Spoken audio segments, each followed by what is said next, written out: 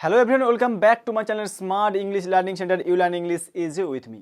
তো বন্ধুরা, আজকে ক্লাসে আলোচনা করব ক্লাস 8-এ যারা 7 থেকে ক্লাস 8-এ উঠবে এবার 2026-এ, অর্থাৎ যারা ক্লাস 8 2026-এ যাদের ক্লাস 8 চলবে বা যারা এখন 7 থেকে 8-এ উঠবে তাদের জন্য আজকের এই আমি সিলেবাসটা আলোচনা করব।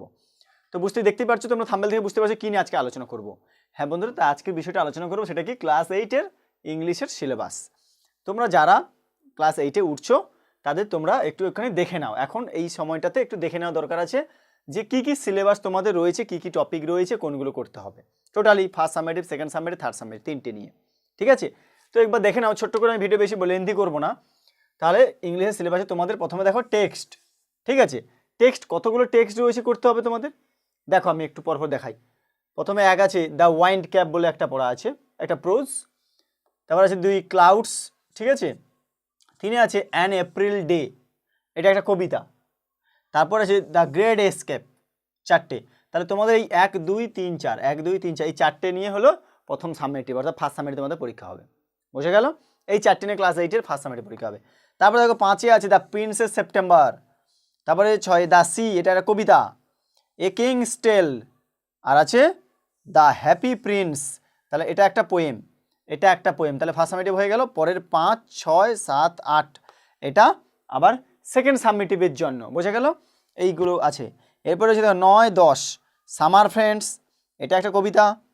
তারপর হচ্ছে টেলস অফ চাইল্ডহুড 10, আর এদিকে দেখে 11 মিড নাইট এক্সপ্রেস, আর 12তে আছে সামওয়ান, 13তে আছে the man who planted trees. তাহলে মোট 13টা টপিক তোমাদের টেক্সচুয়াল যে টেক্সট পড়তে হবে, প্রোজ এবং পোয়েম মিলিয়ে 13টা করতে হবে। 13টা আমি তোমাদের লিখে দিয়েছি কোন 13টা। তার মধ্যে দেখো কি বললাম, সামওয়ানটা হচ্ছে পোয়েম। ঠিক আছে, আচ্ছা, আর আছে কি সামার ফ্রেন্ডস, এটা একটা পোয়েম, এই সামার ফ্রেন্ড পোয়েম। তারপরে দেখো দ্য সি, সমুদ্র, এটা একটা পোয়েম।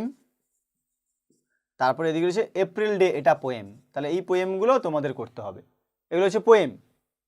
হলো? এরপরে দেখো তোমাদের যদি এবারে এগুলো ছেড়ে যদি আমরা গ্রামার পার্টে যাই, তাহলে কোনগুলো করতে হবে তোমরা এগুলো প্রত্যেকে তুলে নিতে পারো বা দেখে রাখতে পারো জাস্ট। ঠিক আছে, এবার গ্রামার পার্ট তোমাদের এইটা গ্রামার কী কী থাকবে মানে করতে হবে সবগুলো মিলিয়ে।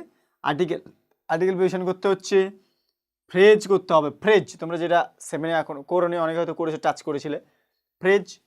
তারপর থাকছে ক্লজ, ভার্ব অ্যান্ড টেন্স, এটা করেছো তোমরা 7-এ। ন্যারেশন চেঞ্জটা 7-এ হালকা হালকা করেছো। তারপরে হচ্ছে ভয়েস চেঞ্জ 7-এ অনেকটাই করেছো তোমরা। তারপরে রয়েছে জয়নিং, যেটা নতুন করে শিখতে হচ্ছে এই জয়নিং ফ্রেজ ক্লজগুলোকে। তারপরে আছে ট্রান্সফরমেশন অফ সেন্টেন্স, বিভিন্ন অ্যাফার্মেটিভ, নেগেটিভ। ঠিক আছে, এইগুলো করতে হচ্ছে। ইনফিনিটিভ করতে হচ্ছে, তোমরা জানো ইনফিনিটিভ মানে টু, এগুলো শিখেছিলে 7-এ, ইনফিনিটিভ করবো। প্রেফিক্স সাফিক্সটা 6-7-এ তোমরা করে এসো, সেই প্রেফিক্স সাফিক্সও থাকবে। এবং অ্যান্টোনিম, বিপরীত শব্দ। এতগুলো গ্রামারের টপিক থাকবে তোমাদের 3টে পরীক্ষা নিয়ে। ঠিক আছে, এইগুলোর ভেতর থেকে আবার আলাদা কিছু থাকতেও পারে, কোনো সমস্যা নেই, সেটা মিসলেনিয়াসের ওপর মানে বিবিধ আছে, কিন্তু এগুলো main. Articulation, phrase, clause, verb, narration, voice, joining, transformation, infinitive, prefix suffix আর অ্যান্টোনিম। হলো? এবারে যদি তোমরা বলো যে স্যার এবার রাইটিং স্কিলে তাহলে কোনগুলো করবো, দেখো আমি এইখানে ছোট্ট করে রাইটিং স্কিল বলে লিখি। দেখো রাইটিং স্কিলে তোমাদের করতে হচ্ছে ক্লাস 7-এ তোমরা যেগুলো করে এসেছিলে সেরকমই এখানেও থাকছে প্যারাগ্রাফ। ঠিক আছে, তাহলে তোমরা প্যারাগ্রাফ রাইটিং করলে, স্টোরি রাইটিং করতে হচ্ছে, স্টোরি রাইটিং, প্যারাগ্রাফ, স্টোরি। তারপর থাকছে লেটার, এই লেটারের মধ্যে কিছু পার্সোনাল লেটারও করতে হবে, আবার অফিসিয়াল লেটার এখানে যুক্ত হবে। এই লেটারের মধ্যে দুটো পার্ট আছে, পার্সোনাল আছে মানে যেগুলো তোমরা করে 7-এ পার্সোনাল, আর এটা হচ্ছে অফিসিয়াল। ঠিক আছে, এই অফিসিয়াল লেটারগুলোকে শিখতে হবে। এটা হলো প্যারাগ্রাফ, স্টোরি, লেটার। তারপর তোমাদের থাকছে ধরো এই প্যারাগ্রাফের মধ্যে কিছু ভাগ আছে, আবার ধরো আমি যদি এটা ভেঙে লিখি তাহলে লিখতে হবে এখানে প্রসেসিং বা প্রসেস রাইটিং, মানে প্রসেসিং রাইটিং কীভাবে তৈরি হয়, যেগুলো প্রসেসিং একটা আছে। আর হচ্ছে কি না তোমাদের লেখা আছে যেটা, সেটা হচ্ছে যে সামারি রয়েছে, এগুলো কোনো কোনো স্কুলে করায়, কোনো কোনো করায় না। সামারি রাইটিং, সংক্ষিপ্ত লিখতে হবে, সামারি রাইটিং। আর আছে ডায়লগ রাইটিং। তো এতগুলো মনে হচ্ছে অনেকগুলো হয়ে গেল না ডায়লগ রাইটিং, তো এগুলো করার দরকার নেই, মানে এগুলো জাস্ট আছে সিলেবাসে, কোনো স্কুলে করায় কোনো স্কুলে করায় না, কিন্তু পরীক্ষা দেয় না। সামারি, ডায়লগ, কিন্তু এই processing writing, letter writing, story writing, paragraph writing এগুলো তোমাদের জন্য করতে হবে ক্লাস 8-এর। বুঝে গেল? এগুলো খুব ভালো করে করতে হবে।